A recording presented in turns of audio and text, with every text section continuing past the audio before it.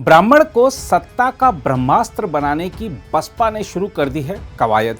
सवाल है कि क्या ब्राह्मण एक बार फिर बसपा की सोशल इंजीनियरिंग के फॉर्मूले को हिट बनाएगा? इस पर करेंगे विस्तृत बात और बताएंगे आपको किसान संसद के दूसरे दिन की कार्यवाही। साथ ही बात करेंगे जोमेटो की, जिसने शेयर बाजार में शानदार शुरुआत की है।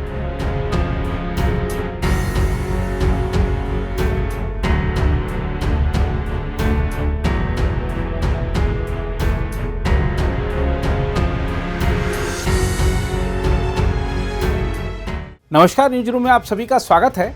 बहुजन समाज पार्टी ने भले ही कभी भी अयोध्या में प्रभु श्री राम का मंदिर बनने की वकालत नहीं की हो, यही नहीं बसपा के संस्थापक मान्यवर कांशीराम भले प्रभु राम की जन्मस्थली पर मंदिर की जगह कुछ और ही बनवाना चाहते रहे हों, लेकिन आज वोट बैंक की सियासत के चलते बसपा भी कहने लगी है कि भगवान श्री राम तो सबके हैं। विधानसभा चुनाव को करीब देख बसपा ने यहां तक कह दिया है कि भाजपा अगर सोचती है कि प्रभु राम केवल उसके हैं तो यह उसकी सबसे बड़ी भूल है। भगवान राम सबके हैं और उनसे तो ज़्यादा हमारे हैं। हम आपको बता दें कि बसपा ने मिशन 2022 का आगाज प्रभु श्री राम की नगरी अयोध्या से कर दिया है।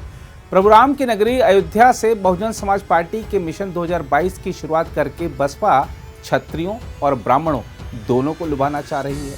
इस कड़ी में पार्टी की ब्राह्मण विचार संगोष्ठी का शुभारंभ हुआ। आगामी दिनों में इस तरह के सम्मेलनों का आयोजन प्रदेश के अन्य जिलों में भी किया जाएगा। बसपा महासचिव सतीश चंद्र मिश्र बहन जी के आदेश से रामनगरी पहुंचे और राम जन्मभूमि परिसर में रामलला व हनुमानगढ़ी मंदिर में दर्शन और पूजन किया। साथ ही सतीश चंद्र मिश्र ने सरयू का दुग्धाभिषेक भी किया। इस दौरान सतीश चंद्र मिश्रा ने पत्रकारों से बातचीत करते हुए कहा कि हम राम की पूजा करते हैं, उन पर राजनीति नहीं करते। उन्होंने कहा कि अफसोस होता है जब लोग भगवान श्री राम को राजनीति में लाते हैं।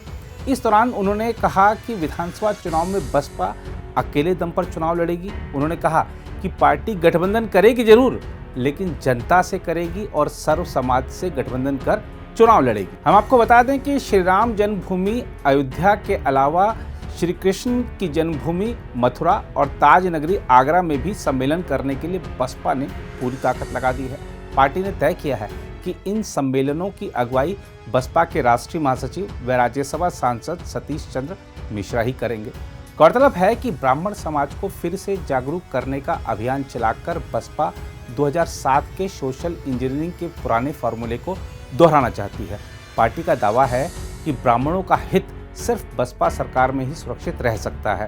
ब्राह्मणों को साथ जोड़कर 2007 में सत्ता के सिंहासन तक पहुंची बसपा को पूरा भरोसा है कि ब्राह्मण ही उसके लिए फिर से ब्रह्मास्त्र साबित हो सकते हैं। सोच का समीकरण कुछ यूं है कि उत्तर प्रदेश के विधानसभा चुनाव 2022 में दलित ब्राह्मण की जोड़ी मुस्लिम को भी भरोसा दिला सकती है कि हाथी में जीतने का दम है।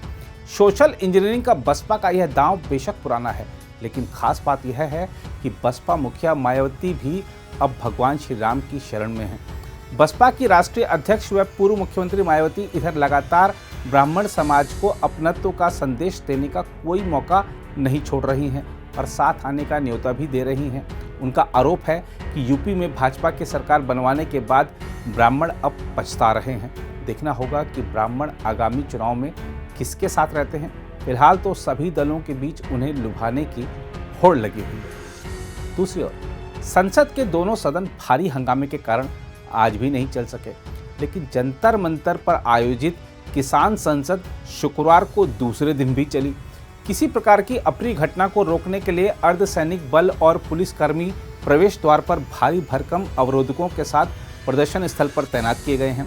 किसानों का विरोध प्रदर्शन शांतिपूर्ण रहा। किसानों ने किसान संसद का आयोजन सदन अध्यक्ष हरदेव अर्शी, उपाध्यक्ष जगतार सिंह बाजवा और कृषि मंत्री के साथ किया।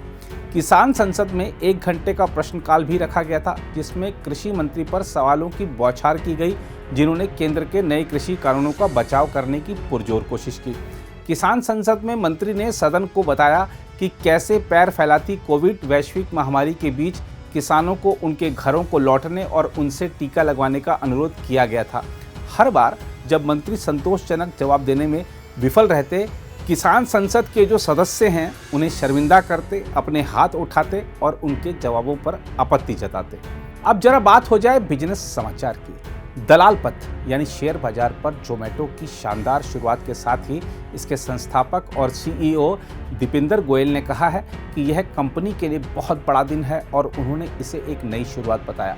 हम आपको बता दें कि जोमेटो के शेयर 76 रुपये के निर्गम मूल्य के मुकाबले पहले कारोबारी दिन लगभग 53% प्रीमियम पर सूचीबद्ध हुए।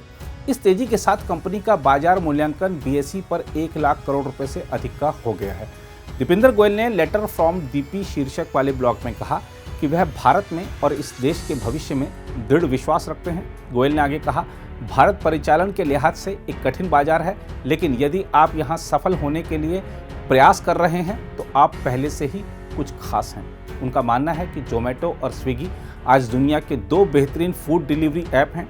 गोयल ने कहा, हमें अपने ग्राहकों के मानकों के अनुसार खुद को विश्व स्तरीय कहने के लिए एक लंबा रास्ता तय करना है, लेकिन हम वहां पहुंचने के लिए दृढ़ हैं। उन्होंने कहा कि जोमेटो की 10 साल से अधिक की यात्रा हमेशा आसान नहीं रही है और इसमें कई उतार चढ़ाव शामिल हैं। उन्होंने उन निवेशकों का भी शुक्रिया अदा किया जो हर समय कंपनी के साथ खड़े रहे।